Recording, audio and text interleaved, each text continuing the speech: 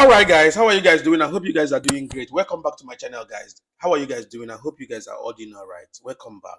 Thank you very much for joining me here. If you're seeing my video for the first time, please do me a favor by subscribing to the channel and put on your notification bell so you'll be notified when I drop a video or when I come on live stream.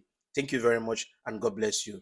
Thank you. So, like I said yesterday, I talked about the young man that was killed in Anambra State, the young vibrant guy that was killed in Anambra State. And it's a thing of concern anyway, because I get to understand that what the politicians in Nigeria are focusing to doing now is campaign. They are already campaigning for 2027 election. Meanwhile, we are still in 2025. I mean, and the question is, I have a question for them, these Nigerian politicians. What time do you have to work? I mean, work for the people. Since you have devoted all your time to campaign for election, you campaigned for 2023 election. And after 2023 election, now we are in 2025. That's just barely 2 years. And you are campaigning again for the next 2 years election that is coming up again. What time do you have to work? First of all, Nigerians are not even asking, we are no longer asking for basic amenities anymore. I mean, go to the social media, you get to understand that Nigerians are no longer concerned much about basic amenities. What Nigerians are concerned now more is the high level of insecurity in Nigeria. And to them, it seems like it's a norm. If you talk, they will tell you insecurity is everywhere.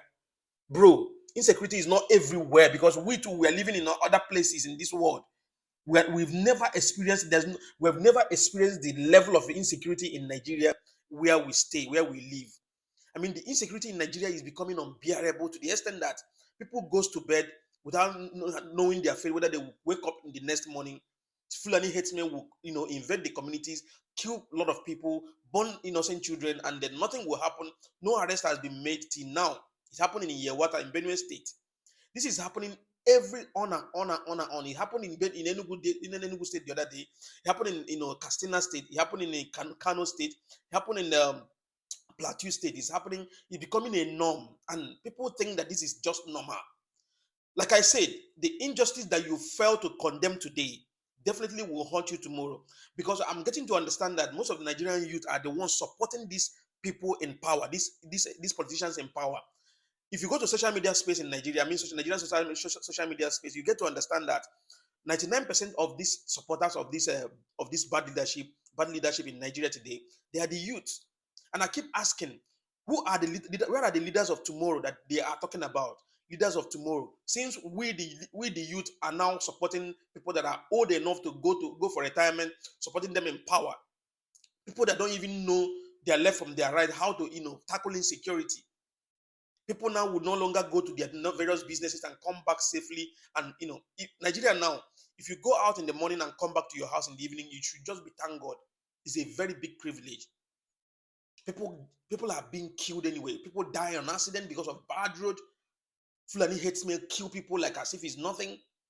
I mean, kidnapping is becoming unbearable every single day. And the worst part of it is that in the eastern part of Nigeria is worse in Anambra State. And the Anambra State government, claimed to establish something, a security outfit they call a Bubago, and what's it called? The other one, a Bubago, and the other one, and they are. 2023, I said it time without number. if we mistakenly or eventually vote Tinubu in as Nigerian president, that Buhari is going to look like a messiah to Nigerians. I said it on my live stream. I said it on my videos. I made that comment several times. If we mistakenly vote Tinubu in as the Nigerian president, Nigerians are going to cry blood. I'm telling you the gospel truth. And exactly what I said is what is happening now, what is playing out now. The level of insecurity that we have in Nigeria today can never be used to compare to Tinubu, Buhari's regime in any form. I mean, yeah, during the Buhari's regime, there was kind of Boko Haram disturbance and all that, but it was not this bad. Now, in Nigeria now, it is very, very difficult for you to go to the farm. That is why crops in Nigeria, I mean, vegetables are very expensive now. Tomatoes are very expensive because you can no longer go to the farm and farm.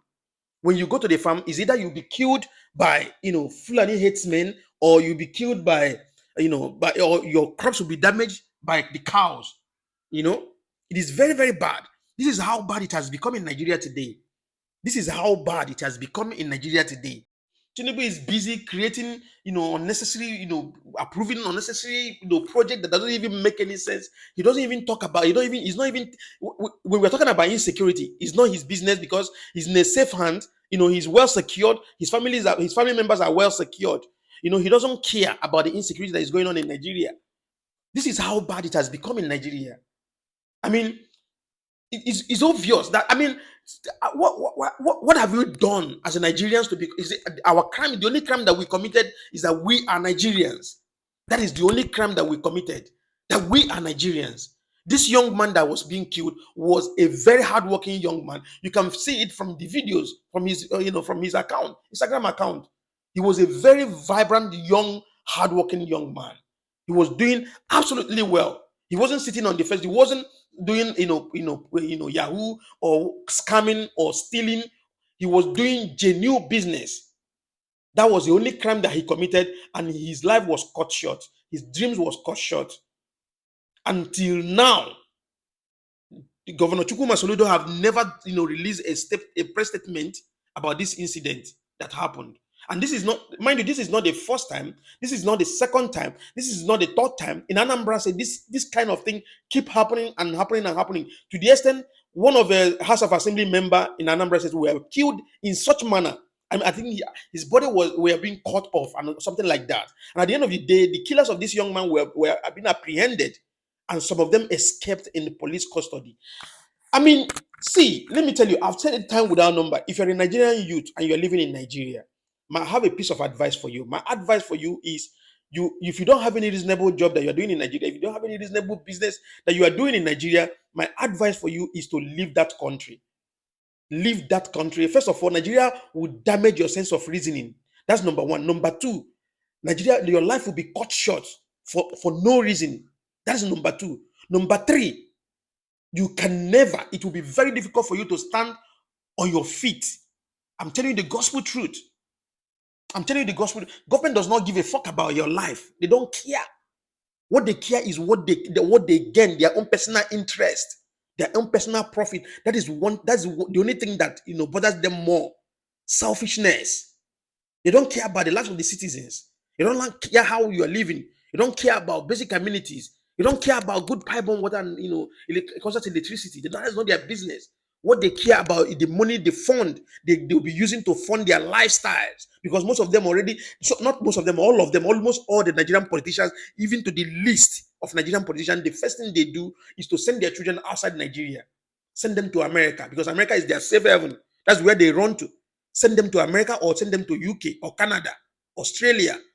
They will go there and buy mansions, buy houses, where they know that the system is working, where they know very well that there is security for their family members and for their children. Governor Chukwuma Soludo, the children are all living outside Nigeria. They're not living in Nigeria. The reason why you see the wife in Nigeria is because Governor Chukwuma Soludo is the governor. That's why you see the wife in Nigeria. But they all live outside Nigeria. So how would this kind of people take security as a first priority, making sure that the function of the governor is to protect lives and property? Governor is the chief security officer of the state, the very first chief security officer of the state. So his primary duty is to protect lives and the property. But the lives and properties of Nigerians is in shambles. People are being killed every day. Fulani herdsmen are on rampage, dominating farms and destroying people's crops, killing farmers, and nothing is being done. This is not normal. This is absolutely abnormal. We've never experienced what we are going through in Nigeria today. In the history of Nigeria, I'm 41 years old. We've never experienced what we're experiencing now in Nigeria in the history of Nigeria. We've never experienced such. Where Fulani herdsmen will enter into a community, killed over 200 people, burn children alive, and destroy properties, and they go scot-free. They walked away scot-free. No arrest has been made for over 1 month now. No arrest has been made till now.